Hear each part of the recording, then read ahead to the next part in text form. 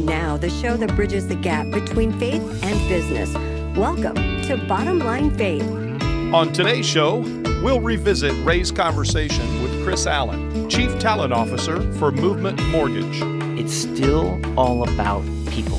And sometimes in the midst of a drive towards profitability or income, or I've got to hit that quarterly earning, or I've got to meet that shareholder value, we can miss the fact that it's still all about people. That's the one thing I'm trying to ingrain in my kids. That's the one thing I'm trying to ingrain in this organization, that if we love and value one another, we can do anything. Hello, everyone. This is Ray Hilbert, and I am your host here at Bottom Line Faith. And this is the program where we love to bridge the gap between faith and business in the marketplace.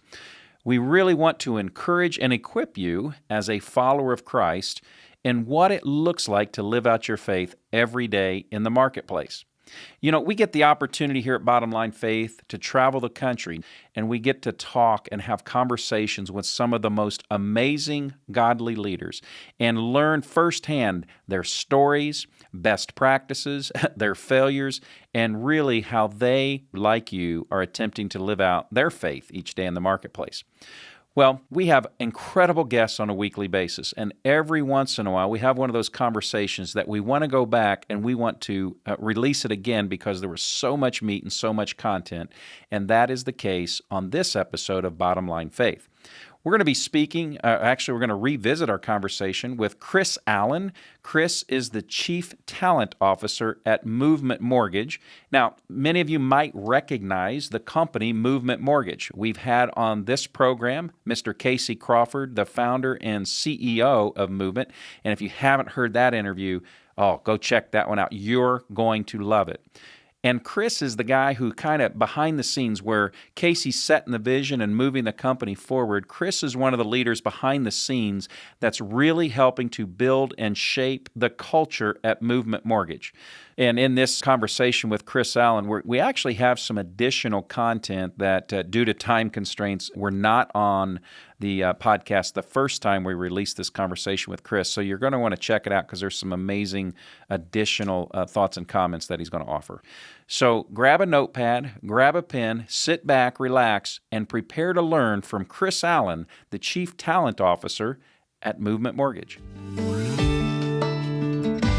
Well, hello, everyone. This is Ray Hilbert, your host here at the Bottom Line Faith podcast, and I am so excited. We are at the headquarters for Movement Mortgage. We're going to hear all about Movement Mortgage today, but our guest is Chris Allen. Chris is the Chief Talent Officer here at Movement. Chris, welcome to Bottom Line Faith. Thank you so much. We're excited. Well, you have been so gracious today. Prior to us recording this, you've given me a tour of the office and the building here, and we got to sit in on an all-staff meeting that was incredibly inspiring. Chris, why don't you take a moment and help our audience understand what your role is here? We're going to get into your backstory and how you ended up here in your walk with Christ, but what do you do here at Movement? Well, it's funny because whenever I tell people I'm the Chief Talent Officer, they immediately ask questions like, so what do? You actually hire the talent, the singers and dancers? What is Movement Mortgage really doing? But no, the Chief Talent Officer role is sort of a new title. Google calls it the Chief People Officer, but bottom line is I'm responsible for all human capital, all people functions here. So everything from talent acquisition through training and development, through your traditional HR functions, through benefits and how we engage our employees, and also something that we call market support, which is how we engage the sales force around the country in 47 states now. And so we're a mortgage company, but I oversee the people function within the company. Well, you just shared, you're a mortgage company, which is not a new industry, but you all are doing some really cutting edge. Really, this company is an industry disruptor, right? We talked about that off air a little bit, but how does that look? How is this company disrupting an age-old industry? Yeah, we love the term disruptor. It's kind of fun for us. But no, I think when you look at the graying mortgage industry, you have an industry that traditionally had two sides, operations and sales. Those two sides were almost combative against one another. Sales trying to get the deals done, ops just trying to figure out, hey, I'm going to take my time. I'll get this done when I'm ready. And it's got to be perfect. Absolutely. Right. As a disruptor, we've attempted to bring those two sides together in partnership and as teammates. And so we created a process here where we call it basically 7-day processing. It involves the underwriter seeing that file first, going to processing for 7 days, going back to the underwriter. And we believe that, like in the industry, people can compete with us, but we can get applications to closing faster than most people. The second part of that is the people function, where as a mission statement, we really exist to love and value people within this industry. And that's a disruptor in itself. So not only are we trying to close these loans faster, which is how we are profitable in this industry, but we care about people along the way. And I think our mission statement is a part of that disruption as well. That's really exciting to hear, and in an industry, I'm certainly not an expert, but in an industry that, I've had mortgages, right? I've been a customer in the mortgage industry, and it takes a long time, and you guys really have streamlined that process, shortened that process, and you're doing it in a way that's honoring people. It's not just a transaction, right? That's really your core and your passion. Yeah. The goal is ultimately in one of the largest, if not the largest financial transaction of a person's life, the most debt that they'll ever take on, why not create an experience that really values the person on both sides of the transaction? The movement employee, the real estate agent that may be involved, the borrower who's actually taking on this debt, and how do we help in that transaction? Yeah, that's really neat stuff. And so, Chris, our audience here at Bottom Line Faith, we have business owners and leaders and executives that listen to the program, and that's the core of our audience. We'll have teachers and professors and other professionals as well, but it really is a ministry into the business community. And so our audience is used to hearing folks who have been in business their whole lives. They went to school to become business leaders and such.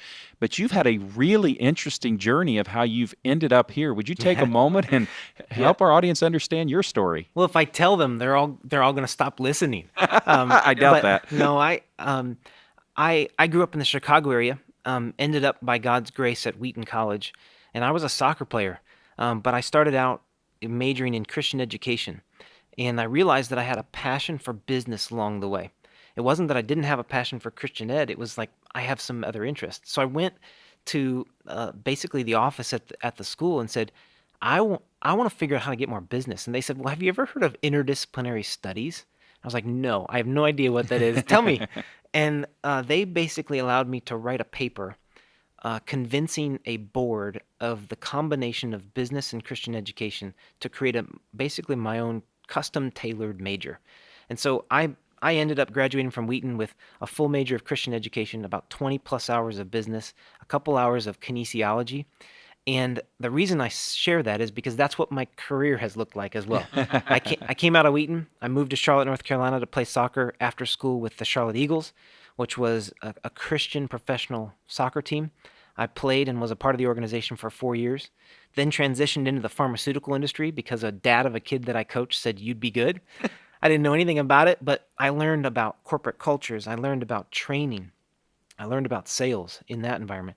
Transitioned out of that into an investment company that I helped the founder build. And in there, I learned about entrepreneurialism and how to build a team and how to build structures and really the financial side of the investment world as well. I transitioned out of there in 2012 and went on staff with our church here in the Charlotte area called Elevation Church. We'd been a part of the church since it was founded in 2007. I had rejected their request to come on staff a few times and finally said yes, and ultimately went on staff in 2012, oversaw students and one of the campuses, was a part of some of the leadership there. And then in 2015, I transitioned out into the mortgage industry. And but when I look back over that career, I am about people. And in any of those environments, it's not like my role within it changed. Just the environment did. The setting did. The walls did. Yeah. But who I am as a person and my calling to develop people and create safe environments for people to thrive and create cultures and ultimately leads to success, whether it's in the pharmaceutical industry, the investment world, church world, or mortgage industry, still the same. It is the same. And one of the things that I'm really, really pumped up about in our conversation is you really, genuinely, this isn't a show, this isn't a facade. You genuinely see this as your mission field, don't you? Absolutely. I get at least 40 hours a week with people. And I mean, call me a pastor within a business, but my opportunity to meet people's needs on a daily basis, because people don't leave home at home. They bring their life to work. And people have to deal with that stuff within a work environment. Why not create a place and a setting where we can have an impact on people? So absolutely, this is my calling. And thank you, Chris, for allowing me to observe and kind of participate in the all-staff meeting. Hundreds of people, and it was more like a party than a business meeting. Yeah. You know, you had dancing mascots and music, and there's a lot of energy, and that really is the people component, and that's a big part of your role here, right? Could you talk a little bit about what is it that really is unique about this place, and what are some of the best practices that you have instilled here that is transforming this culture? Yeah. I mean, I think from the founding of this company, Casey Crawford and Toby Harris really had this understanding that we want to create an environment where people really do feel loved and valued in a corporate culture. At the highest level or at the foundational level, that is really it. So then it's a matter of like, how do we actually create that? And I think in corporate cultures, there's this obviously we're dealing with the millennial generation, this next generation of the workforce, but I don't know if I buy everything as just millennial. I think all of us want to work in a place of purpose. We want to work in a safe environment where we can use our gifts and abilities to their fullest. I would say to the glory of God. Not everybody may say that, but to their fullest, and to be valued within it. And so I think the special thing here is we've tried to create a community, an environment, a safe culture for people to thrive and become their best spiritually, physically, financially, mentally, emotionally, and all of those factors affect us as people. And so why not create a workplace environment for people to thrive? And so that I feel like that's probably the secret here. Although it's not a secret, we try to tell people it all the time.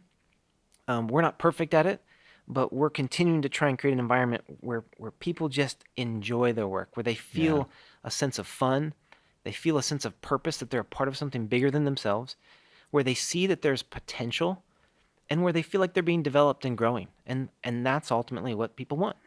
And it just happens that mortgages is the financial platform of the business, right? I mean, you really could transplant pretty much everything you're doing into any industry. Absolutely. I mean, mortgage is just how we make the profit we need to do the things we want to do in the community. But even my philosophy on bringing people in, a lot of the people who have joined our organization didn't go through college and school hoping to be in the mortgage industry.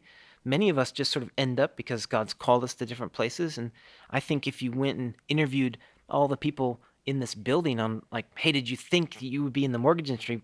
90% of them would say I had no idea I'd ever be in mortgage. And so it's not just about mortgage, it's about creating a place for people to come to work that they really feel valued.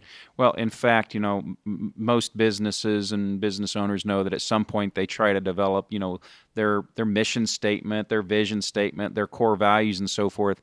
And your mission statement here has nothing to do. It doesn't even mention mortgages. Would you just share with our audience that mission statement? Because it really is much bigger than that. Absolutely.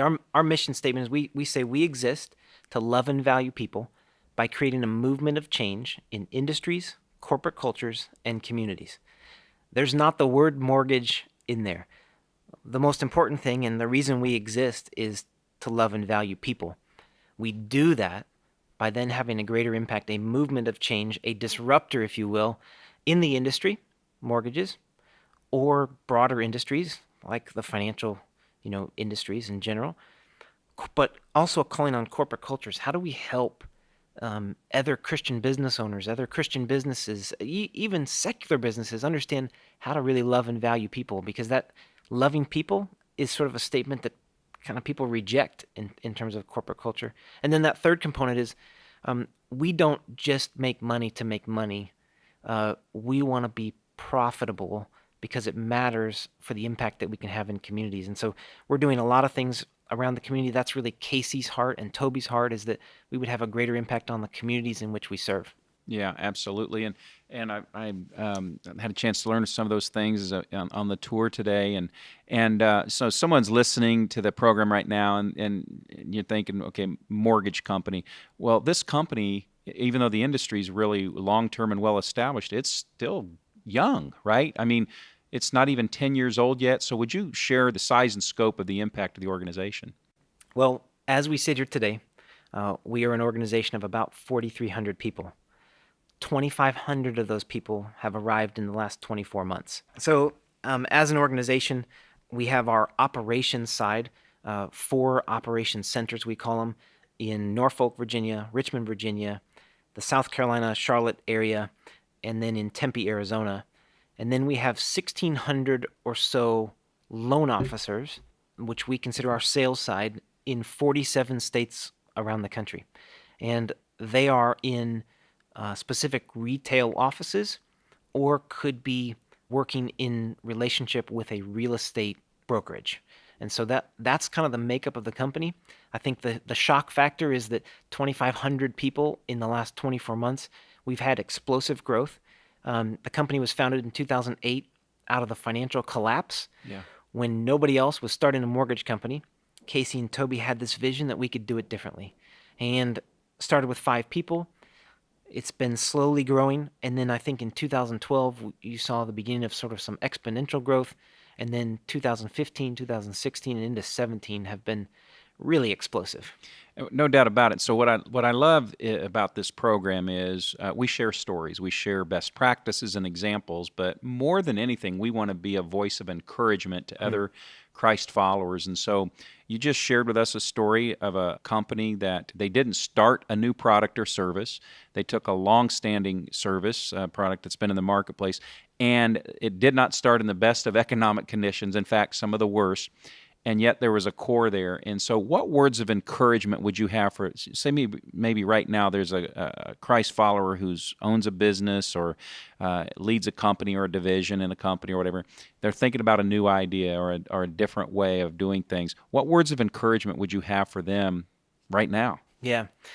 Well, I'm even trying to think through what I would answer. I think my biggest thing right now is with a new idea, I think that there is a way to be Christ followers in the way we manage and lead people. So regardless of what the idea is or the industry or the area of the marketplace that you are in, I think the disruption factor is in what you do on the people side. That can you create an environment to attract and retain talent of this next generation different than anyone else is doing? And I think that's going to be the key to growing business over this next season. I don't know how many years, but what is the environment that you can create to both attract this next generation, attract them around being purposeful, around coaching them, around developing them, and then retaining them around ultimately giving them a greater purpose to be a part of? I think that's the key to growing businesses in this next season. There's really a lot of wisdom in there. And what you told me offline, you launched this university concept. And what I loved about what you told me there is when the growth plans of the business were established, we said, we've got to bring in hundreds of people. So you had a choice. You could go out and find people who had been in this industry. And yes, they would be experienced, but they would bring in some other habits too, right? But because you're a disruptor, you're going about doing things a new way. So briefly walk us through, you brought in a whole generation, frankly, a whole crew of people, brand new. What was that like? What'd you do? How'd that look? Yeah, so in June of 2015, we were presented with an issue. Our sales side is growing. How are we going to keep up with operational growth? And the options were we can go out and trade people in the mortgage industry. We'll just take a few of your processors and underwriters, and when they leave, we'll take a few more, and we'll just trade them back and forth, which is pretty typical in the industry today. Or we can train up an entire new, as you mentioned, Ray, a generation of mortgage employees who never thought about this as sort of a career path. And so in September 2015, we launched our first Movement University class with 56 people. Since September of 15, between September 15 and really November of 16, we hired over 600 people through this concept called Movement University. And we knew that we needed to create a model to teach them and train them how to process within the mortgage industry. Essentially take a mortgage application and get it ready for underwriting and closing. But we also knew that we needed to create a program to develop these people. Not all of them would be considered by definition millennials, but many of them were. We also had some career changers. We hired veterans, and they were mixed in with these classes or cohorts. But what we created was a program where we took people through StrengthsFinder. We helped them identify some of their gifts and abilities and strengths. We taught them how to work within a team. We took the classes out on ropes courses, and they did team building challenges. We built relationships with them. We taught them how to work in teams. And what we really created was a community. We created these small communities. And so we've learned so much that the program has taken on multiple different iterations over those those months. But what we've experienced is just this core group of people who came in with a bottom line excitement for being involved in an organization like ours, having no idea how to process a loan. We've given them a skill set, but now they've created this foundation of culture builders within the organization, people passionate about our purpose. And I don't think there's any other way we could have done that. A couple of things that come to mind in that is if this company ever said, we're going to go do this or we're going to start that, you could take that foundation because you've got a transplantable culture. And that's what I'm so excited about in this conversation is it keeps coming back to this. Mortgages just happens to be the tool, but you're talking about bringing in people who knew nothing about mortgages, nothing about the industry, but it was built on a cultural foundation. You know, Pat Lencioni talks about that, and others have said that culture eats strategy for lunch, right? Mm-hmm. And so that's really what you've done here, and that's really the primary part of your role. And so what's some of the secret sauce that you've discovered in bringing somebody into an organization that knows nothing about what you do and making them successful in the skill set side? Well, I think that there's some intangibles initially, and that is to deal with an individual's insecurity up front. Created a safe environment where like your freshman year in high school or the first day of high school when you walk into a new place, not knowing anything, not knowing how to get to your classes, we have to create an environment where people feel safe, where the fears and the insecurities can come down. Because let's face it, we're all insecure. That's right. And so you create a classroom environment where people can fail, where the expectation is you've got time to figure this out. We're going to give you the skills necessary, but we're going to build a community around you, people that you can rely on as well. So I would say that the secret sauce is that really in the word community, that we've created these groups of people that lean on one another, that feel safe to learn, and really, I mean, you know, in anything from a corporate or business perspective, you've got the right people. They can learn what they need to learn. Obviously, there's roles where it takes specific education or further education, but for the most part, if you've got people who are bought into the culture, they can learn what they need to learn. And so we're looking for people who align with us culturally, but who also have the desire and the ability to lead and learn, and they're servant leaders, and they've got good communication. So we're looking for a lot of those behavioral characteristics before even any skill sets. Yeah, and Chris, one more time, I just want to mention the website, movement.com. And so one of the other, I've walked around the building, and there's Bible verses built around, the core values here are built on Bible verses and biblical principles, and you don't hide it. It's out there. But somebody might say, well, Chris, isn't that illegal? Can we do that? What have you discovered? Tell us about that. Well, I just think that assumption is just wrong. And obviously, from an HR perspective, there are things that you can and can't say and things you can and can't hire based upon.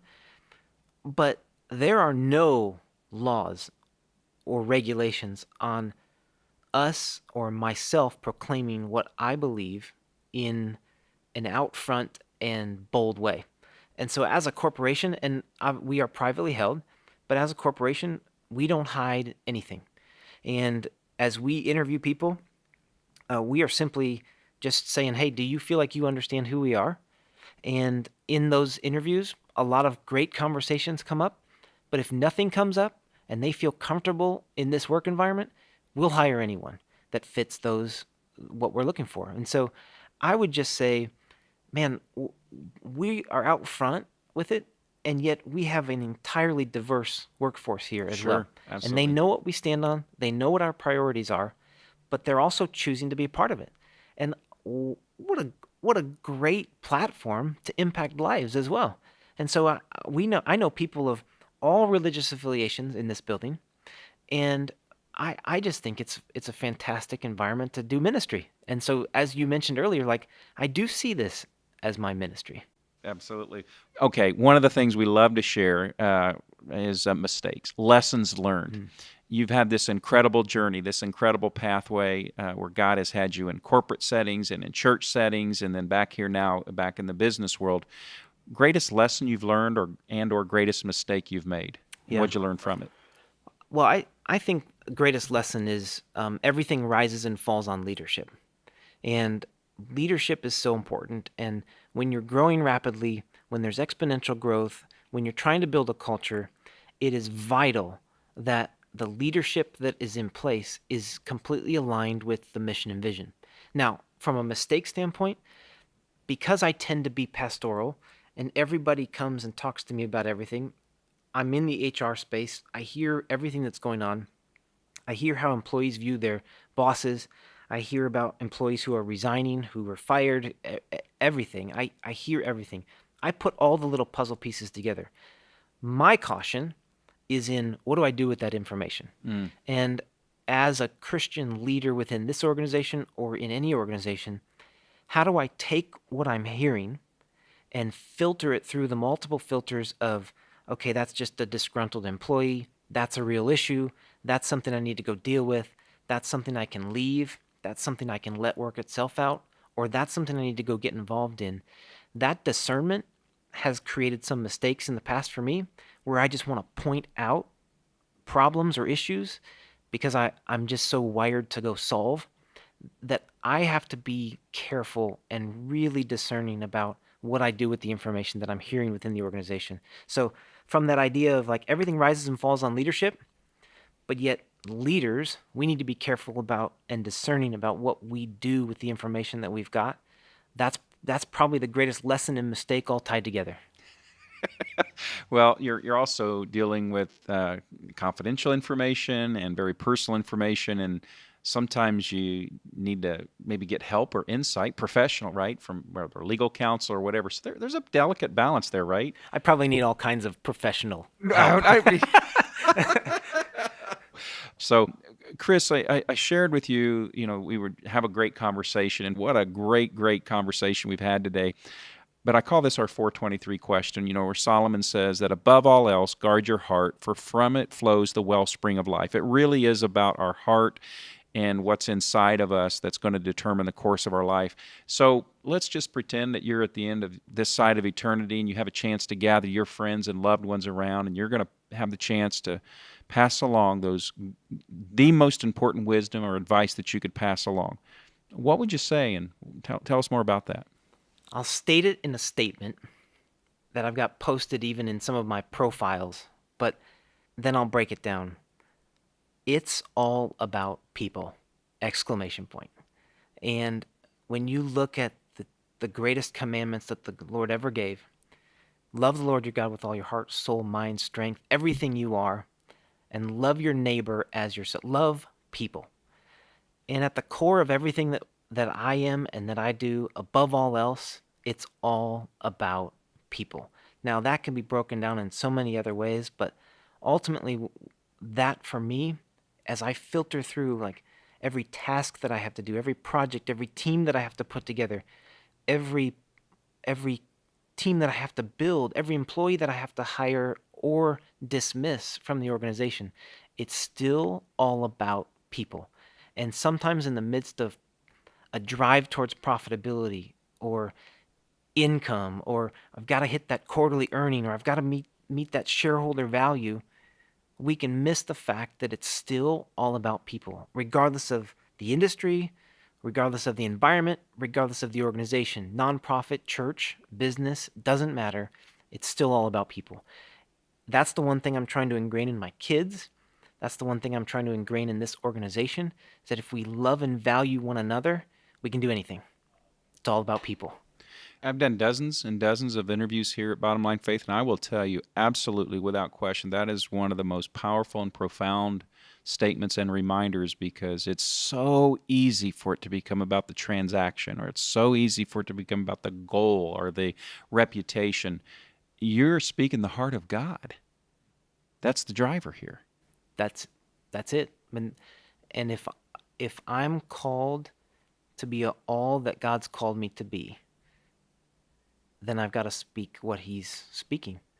And I believe that there is a move of God to return back to my people. And in light of all the political issues and leadership issues that we deal with as a nation, and all the issues we have to deal with as a church, if we got back to the fact that it's all about people, it would change the way we respond to things, whether it's in our lives, politics, in our communities, or in our work. Wow. Thank you, Chris. I'm just amazed how God blesses me in these conversations, and it has been well worth the trip to come here and hear from you. And will you come back on? Can we get you back on for part 2 of this at some point? Let's do it. I've got so much more to hear from you and so much more to learn. Well, folks, this has been Bottom Line Faith. Check us out on the web, at Facebook, and so forth. At Bottom Line Faith is the handle there. You can certainly visit the website at bottomlinefaith.org. If you are a Christ follower and you're a business owner, a business leader, and you're looking for this community that Chris has been talking about, sometimes if you're leading a company, it can be really lonely. You don't always have a safe place to share those burdens and those dreams and those challenges and frustrations. We'd like to invite you to check out our ministry website, truthatwork.org. That's truthatwork.org. Learn about our roundtables. We have chapters all across the country, hundreds of companies involved, and it is a real blessing to come alongside Christ followers who are transforming the marketplace for Christ. Once again, I'd like to thank our guest today, Chris Allen, the Chief Talent Officer here at Movement Mortgage. Check them out online, movement.com. If you're in the market for a mortgage, Chris, you guys will be happy to do business, right? Find your local Movement Mortgage loan officer, and you can find them on the website. Absolutely. That's movement.com. Again, I am your host here at Bottom Line Faith, Ray Hilbert. Until next time, God bless, and go impact the marketplace for Christ. Bottom Line Faith is brought to you by Truth at Work. If you'd like to hear about new episodes or listen to past episodes, visit us online at bottomlinefaith.org. You can also subscribe to the show through Google Play and iTunes.